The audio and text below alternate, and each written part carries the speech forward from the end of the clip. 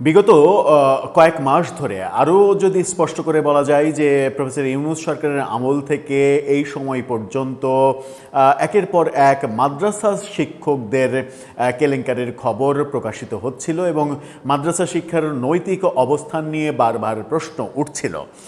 তখন এরকম আলোচনাও হয়েছিল, অনেক অতি উৎসাহী মাদ্রাসা পন্থী লোকজন এটাও বলেছিলেন যে কেন কলেজে হয় না, বিশ্ববিদ্যালয়ে হয় না, স্কুলে হয় না, এরকম বক্তব্য আমরা শুনেছি। সত্যিই তো তাই, কলেজে বিশ্ববিদ্যালয়ে তো হয়, কিন্তু হওয়ার পরিমাণ এতটা কম এবং মাদ্রাসায় হওয়ার পরিমাণ এতটাই বেশি। এবং মাদ্রাসায় যদি বেশি নাও হয়, মাদ্রাসায় এমন একটা নৈতিক জায়গা, সেখানে তো সামান্য এতটুকু ঘটনাও ঘটার কথা নয়। সেই আলোচনাগুলো যখন সমাজে প্রচণ্ড প্রভাব ফেলছিল, এরই মাঝে দেশের সর্বোচ্চ বিদ্যাপীঠ যেটা মানে বিশ্ববিদ্যালয়, সেই একটি বিশ্ববিদ্যালয়, পাবলিক বিশ্ববিদ্যালয়ে ঘটল একজন শিক্ষকের কেলেঙ্কারির ঘটনা। যৌন নির্যাতন, কুপ্রস্তাব এবং নানা ধরনের নিপীড়নের খবর আসলো এবং সেই শিক্ষকের অবয়ব, চেহারা এগুলো দেখলে মনেই হয় যে কত ইমানদার একজন ব্যক্তি। এই ইমানদার একজন ব্যক্তি এই ধরনের কর্মকাণ্ড করতে পারেন, সেটা তো প্রশ্নই আসে না। খুলনা বিশ্ববিদ্যালয়ে আগুন জ্বলল, তার কুশপুত্তলিকা দাহ করা হলো। সব মিলিয়ে আমাদের শিক্ষা ব্যবস্থার ব্যাপারটা নিয়েই প্রশ্ন এখন তৈরি হচ্ছে যে কারা শিক্ষক হচ্ছেন, কোন নৈতিক অবস্থানের মানুষগুলো শিক্ষকতা পেশায় যাচ্ছেন। চলুন একটু খুলনা বিশ্ববিদ্যালয় থেকে ঘুরে আসি কি হচ্ছে সেখানে। থাকবেন পলিটিক্স টিভির নিয়মিত আয়োজনে।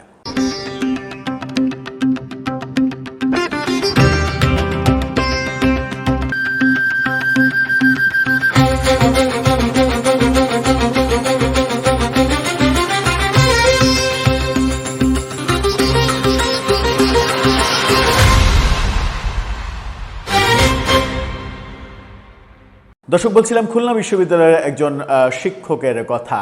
অবয়ব, লেবাস, চেহারা, আউটলুক এগুলো দেখলে আপনারা মনে হবে যে তার মতো ইমানদার ব্যক্তি আর হতেই পারেন না। অবশ্য লেবাসের কথা বললে অনেকে ক্ষেপে যাবেন যে এই লেবাস দেখলে আপনার গা জ্বলে কেন।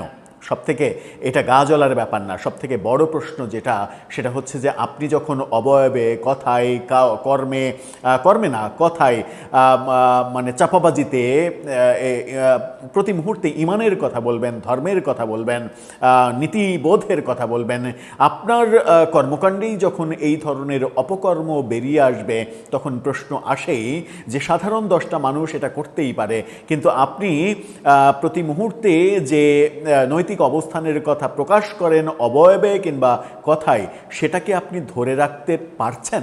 কি ঘটছে খুলনা বিশ্ববিদ্যালয়ে? কেন একজন শিক্ষকের কুশপুত্তলিকা দাহ করা হচ্ছে? এই শিরোনামটা দেখে নিন বিডি নিউজ 24-এর। সেখানে বলছে, খুলনা বিশ্ববিদ্যালয় শিক্ষকের বিরুদ্ধে যৌন হয়রানির অভিযোগ, কুশপুত্তলিকা দাহ। এই ঘটনার পর শিক্ষক রেজাউলকে ডিসিপ্লিন প্রধানের পদ থেকে অব্যাহতিও দেওয়া হয়েছে। ডিসিপ্লিন প্রধান ছিলেন তিনি, তার জীবনের ডিসিপ্লিন এতটাই ভালো যে তিনি তার ছাত্রীকেও ছাড়ছেন না। কি ঘটেছে চলুন একটু জানি। খুলনা বিশ্ববিদ্যালয়ের এক শিক্ষকের বিরুদ্ধে শিক্ষার্থীকে হয়রানি, যৌন হয়রানির অভিযোগ উঠেছে। এই ঘটনার পর তাকে ডিসিপ্লিন প্রধানের পদ থেকে অব্যাহতি দিয়েছে বিশ্ববিদ্যালয় প্রশাসন। এছাড়া বিষয়টি নিয়ে তদন্ত শুরু হয়েছে বলে বিশ্ববিদ্যালয়ের যৌন হয়রানি ও নিপীড়ন নিরোধ কেন্দ্রের সভাপতি অধ্যাপক তাসলিমা খাতুন জানিয়েছেন। তিনি বলেছেন, বিষয়টি গুরুত্বের সঙ্গে তদন্ত করা হচ্ছে, তদন্ত শেষে কমিটির সুপারিশ অনুযায়ী প্রয়োজনীয় ব্যবস্থা নেওয়া হবে। যে শিক্ষকের বিরুদ্ধে এই অভিযোগ উঠেছে তার নাম অধ্যাপক মোহাম্মদ রেজাউল ইসলাম। তিনি এগ্রো টেকনোলজি ডিসিপ্লিনের প্রধান ছিলেন। তিনি অভিযোগ অস্বীকার করেছেন, অস্বীকার তো করবেনই। এদিকে যৌন হয়রানির অভিযোগ এবং এর দায় এড়ানোর চেষ্টার প্রতিবাদে শিক্ষক রেজাউলের কুশপুত্তলিকায় জুতা নিক্ষেপ এবং সেটা জ্বালিয়ে দেওয়ার ঘটনা ঘটিয়েছেন শিক্ষার্থীরা। গতকালকে দুপুরে বিশ্ববিদ্যালয়ের হাদি চত্বরে, সেখানেও হাদি চত্বর আছে, হাদি চত্বরে অনুষ্ঠিত এই বিক্ষোভে বিভিন্ন ডিসিপ্লিনের শিক্ষার্থীরা অংশ নেন। প্রতিবাদ সমাবেশ তার আগের দিন থেকেই হচ্ছে, অর্থাৎ 2 দিন থেকে এগুলো হচ্ছে। বিশ্ববিদ্যালয়ের যৌন হয়রানি ও নিপীড়ন নিরোধ কেন্দ্রে শিক্ষার্থীরা একজন ছাত্রীর পক্ষে শিক্ষক রেজাউল ইসলামের বিরুদ্ধে যৌন হয়রানির অভিযোগ জমা দেন। এ সময় তারা সামাজিক যোগাযোগ মাধ্যম মেসেঞ্জারে পাঠানো উত্ত্যক্তমূলক বার্তার স্ক্রিনশটও দেন।